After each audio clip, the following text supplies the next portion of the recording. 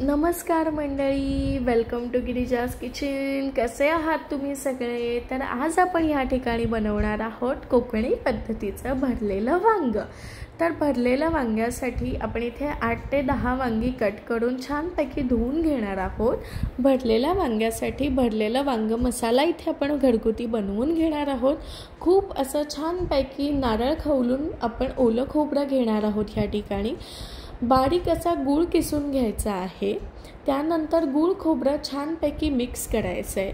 चिंच जी आहे ती आपण व्यवस्थित पाण्यात भिजवून घ्यायची आहे। त्याच्यामधले चिंचुके बाजूला काढून घ्यायचे आहेत आणि चिंचेचं पाणी फक्त आपल्याला या ठिकाणी वापरायचं आहे।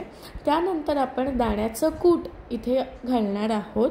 दाण्याचं कूट नंतर आपण इथे गोडा मसाला घालणार आहोत। हा गोडा मसाला अगदी घरी बनवलेला आहे।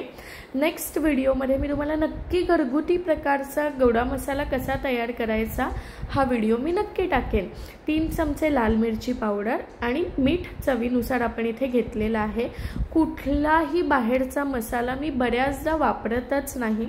अगदी घरगुती मसाल्यांनी आपलं जेवण इतकं अप्रतिम होतं। तुम्ही बघा, सुंदर असा घरगुती आपला इथे बैंगन मसाला म्हणजे आपलं जे भरलेलं वांग आहे त्याचा सुंदर असा घरगुती मसाला इथे या ठिकाणी तयार झालेला आहे। तर बऱ्याचदा काय होतं, खूप लोकांना असं वाटतं अरे एवढं गूळ खोबरं साखर दाण्याचं कूट घालून स्वयंपाक म्हणजे जो जेवण आहे ते फार गोड होतं। तर असं काही नाही आहे। गूळ खोबरं आंबटपणासाठी जे आपण आमसूल वापरतो, चिंचेचं पाणी वापरतो, तर ह्यानी चव बदलली जाते। असं काही नाही की ते खूप असं गोड होतं। तर तुम्ही नक्की एकदा ही रेसिपी ट्राय करून बघा। आवडली तर ठीक आहे, नाही आवडली तरी काही हरकत नाही।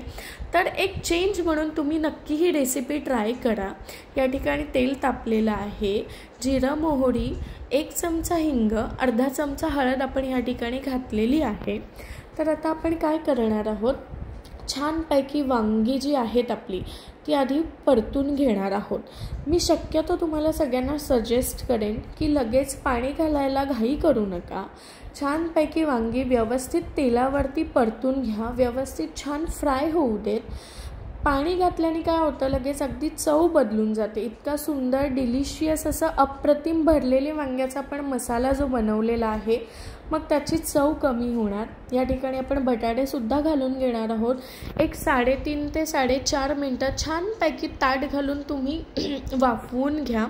आणि त्यानंतर तुम्हाला असं वाटतं की आपला बटाटा शिजलेला नाही आहे तर मी तुम्हाला सजेस्ट करेन, आपली जी घरातली वाटी असते ती अर्धा ते पाऊण वाटी तुम्ही फक्त वाफ येण्यापुरती आणि बटाटा शिजण्यापुरता तेवढं पाणी घाला।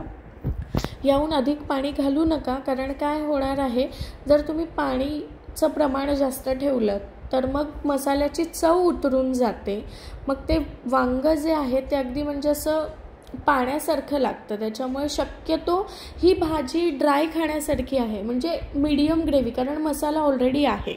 तर इथे 3 टोमॅटो मी घेतले। तर टोमॅटो का घेतलेले आहेत, तर माझ्या बाबांना भरलेले टोमॅटोसुद्धा आवडतात, तर म्हणून आम्ही इथे या ठिकाणी फक्त भरलेले टोमॅटो 3 घालतो आहे। टोमॅटो पटकन शिजले जातात, त्यामुळे अगदी छानपैकी तुम्हाला कळलेलं आहे की आता आपलं भरलं वांग तयार झालं आहे। त्यानंतरच तुम्ही टोमॅटो घाला, नाहीतर मग टोमॅटो विरघळून जातात। तर तुम्ही बघता या ठिकाणी किती सुंदर डिलिशियस अप्रतिम असं भरलेलं वांग झालेलं आहे। तर मी तुम्हाला नक्की सजेस्ट करेन की एकदा ही रेसिपी नक्की ट्राय करा, तुम्हाला सगळ्यांना आवडेल। थँक्यू।